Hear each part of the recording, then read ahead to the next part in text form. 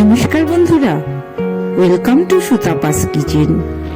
আমি কিন্তু আজ তোমাদের চট জলদি পনিরের একটি খুব সুন্দর রেসিপি করে দেখাবো।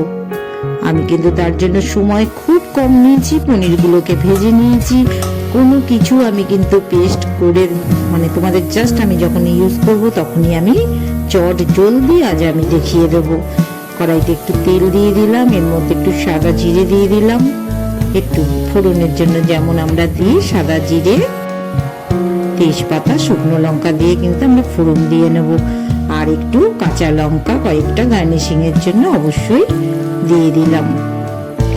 এবার দেখো, এই যে আমি নারকোলের কিন্তু এটা পেস্ট করে রেখেছি, নারকোলের পেস্ট একদম মিহি পেস্ট কিন্তু আমি মিশিয়ে দিলাম।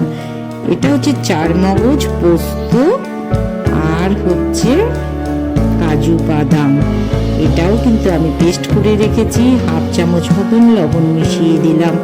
আজ আমার নারকোল, চারমগজ, পোস্ত আর হচ্ছে কাজু বাদামের পেস্টের রান্না হচ্ছে। সামান্য একটু হলুদ মেশালাম, হাফ চামচের মতন কাশ্মীরি লাল লঙ্কার গুঁড়ো মিশিয়ে দিলাম। খুব চটজলদি রেসিপি তোমাদের আজ আমি করে দেখাচ্ছি। মশলাটা একটু কষিয়ে নিচ্ছি, জল মিশিয়ে দিলাম।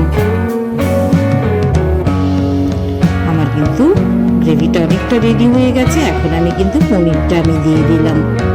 আগে থেকে সামান্য নুন হলুদ দিয়ে ভেজে রাখা পনিরটা মিশিয়ে দিলাম। অল্প অল্প করে কিন্তু আমি জল মিশিয়ে দিচ্ছি। আমার কিন্তু অনেকটাই রেডি হয়ে এসেছে। একদম শেষে যেটা নারকোলের দুধ, যেটা আমি প্রথমেই তুলে রেখেছিলাম, সেই নারকোলের দুধটা কিন্তু আমি শেষে মিশিয়ে দিলাম। কি চমৎকার একটা কালার এসছে, তোমরা দেখো। ঠিক এইরকম পরিমাণে যদি তোমরা ব্যবহার করতে পারো তাহলে কিন্তু ভীষণ সুস্বাদু পনিরের একটি দারুণ মজাদার রেসিপি হবে। হাফ চামচ মতন আমি চিনি মিশিয়ে দিলাম। একটু টেস্ট করে রেখেছি আমি কসুরি মেথি, কসুরি মেথিটা এবার আমি মিশিয়ে দিচ্ছি। চামচ বাটার মিশিয়ে দিলাম।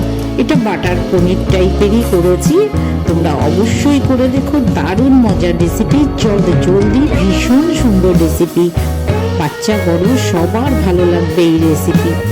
এইভাবে নারকোল দিয়ে যে এত সুন্দর পনিরের রেসিপি করে রাখা যায়, তোমরা একটুখানি আমার এই রেসিপিটা ফলো করো, ভীষণ সুন্দর রেসিপি, সবার ভালো লাগবে। এবার কিন্তু আমার রেসিপি রেডি হয়ে গেছে। আমি পনিরটাকে একটি সার্ভিং বোলে নিয়ে নিচ্ছি। সুতাপাস কিচেন এরকম দারুণ দারুণ রেসিপি তোমাদের জন্য নিয়ে আসবে। তোমরা অবশ্যই চ্যানেলটিকে সাবস্ক্রাইব করো, ভালো লাগলে অবশ্যই একটা লাইক করো, আর পাশে থাকা বেল আইকনটি প্রেস করে রেখো সবাই, তাহলে তোমাদের কাছে নোটিফিকেশন চলে যাবে। আর একটা লাইক অবশ্যই করো, ভালো লাগলে শেয়ার করো, সাথে থেকো। আবার দেখা